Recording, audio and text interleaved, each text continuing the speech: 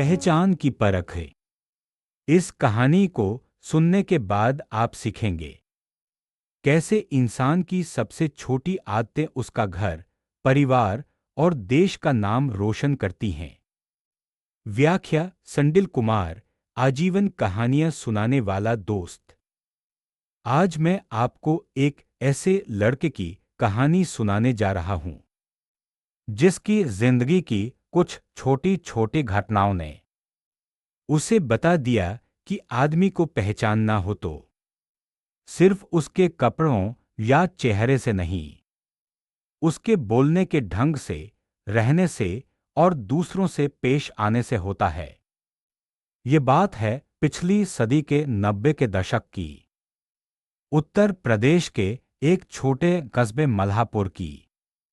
वहां रहता था एक नौजवान, नाम था रवि। घर मिडिल क्लास, पिताजी रेलवे में क्लर्क, मां घर पर ताई चिकनदाई का काम करती थी। घर में 2 बहनें और एक छोटा भाई भी था।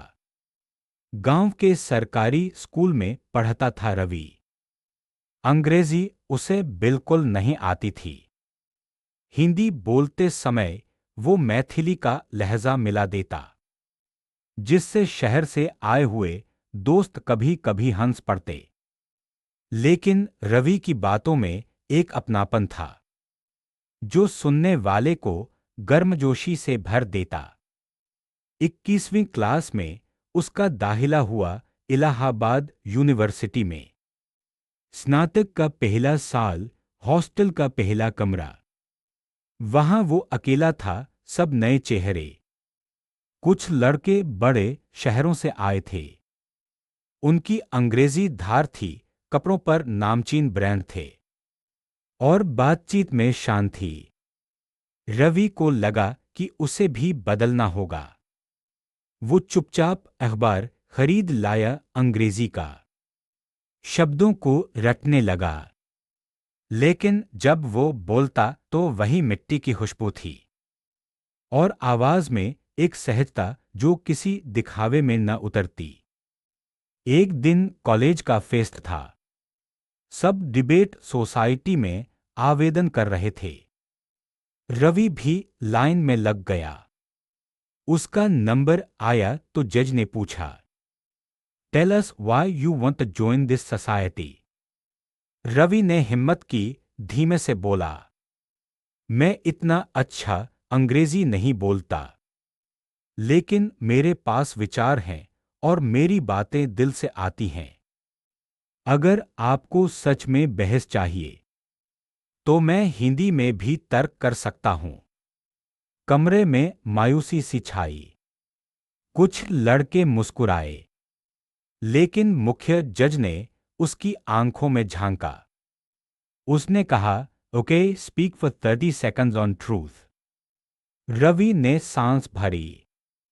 सच वो ताजी हवा है जो किसी की भी सांसों में घुल जाए, और झूठ वो धुआं है जो सबको आंखें जलाता है।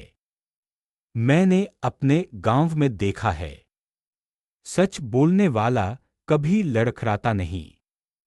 उसकी बातों में वजन होता है, और यही वजन उसका घर और देश दोनों को ऊंचा करता है। 30 सेकंड पूरे हुए।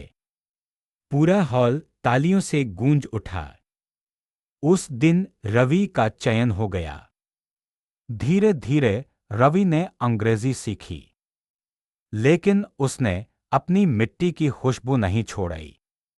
वो जब भी बोलता, लोग कहते, ये बिस्मिल का इलाका लगता है।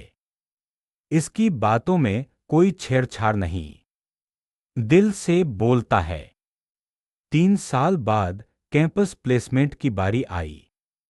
बड़ी कंपनी के इंटरव्यू में पूछा गया, आपकी सबसे बड़ी ताकत क्या है? रवि ने मुस्कुरा कर कहा, मेरी सबसे बड़ी ताकत यह है कि मैं कभी भूलता नहीं कि मैं किस घर से आया हूं। मेरे पिताजी हर रोज ट्रेन की सीटी बजाते हैं और मेरी मां अपने सिलाई के धागे से घर का खर्च चलाती हैं। उनकी मेहनत की बदौलत मैं आज यहाँ बैठा हूँ। तो जब भी मैं बोलता हूँ, मैं कोशिश करता हूँ कि मेरी बात में सच्चाई हो और मेरे शब्द मेरे घर का सम्मान बढ़ाए। उस दिन रवि को जॉब मिल गई, लेकिन उसने कभी नहीं सोचा कि वो हास है।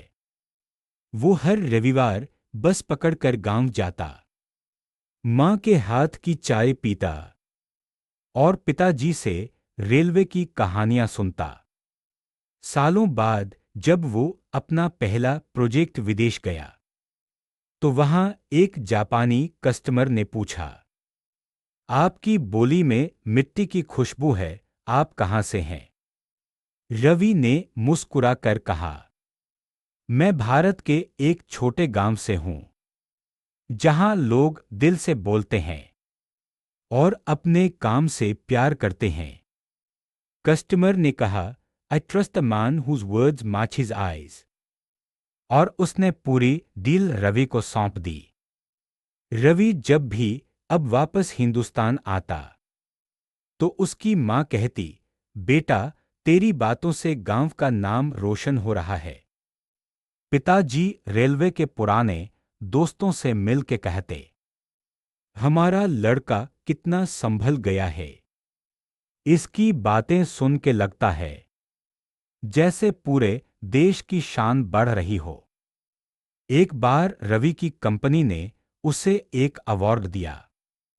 उस भाषण में रवि ने बस इतना कहा, मैं जो कुछ भी हूं, वो इसलिए हूं क्योंकि मैंने कभी नहीं भुलाया कि इंसान की पहचान उसके बोलने से नहीं, बल्कि उसके बोलने के पीछे की नीयत से होती है। और जब नीयत साफ होती है, तो दुनिया खुद आपको पहचान लेती है। उस रात रवि ने अपने पिता को फोन लगाया। पापा, आपने कहा था, इंसान के बोलने से उसके घर की पहचान होती है। मैं आज समझा हूं कि सच में जब भी मैंने दिल से बात की, लोगों ने मेरा सिर ऊंचा कर दिया और मेरे गांव का नाम भी। आज रवि बड़े शहर में है, लेकिन उसकी बोली में वही मिठास है। वो जब भी नया कर्मचारी रखता है, तो सबसे पहले पूछता है, तुम अपने घर की क्या बात बताते हो? क्योंकि वो जान गया है कि इंसान की असल पहचान उसकी बातों से निकलकर आती है। और जब बातों में सच्चाई होती है, तो दुनिया खुद आपकी बात सुनने खड़ी हो जाती है। संक्षेप में दोस्तों, यही बात हमें रवि ने सिखाई है कि हम जहां से भी आए, हमारी बोली, हमारे बोलने का ढंग और सबसे बड़ी बात हमारी नीयत, ये तीन चीजें हमारे घर, हमारे माँ बाप और हमारे देश का नाम रोशन करती हैं।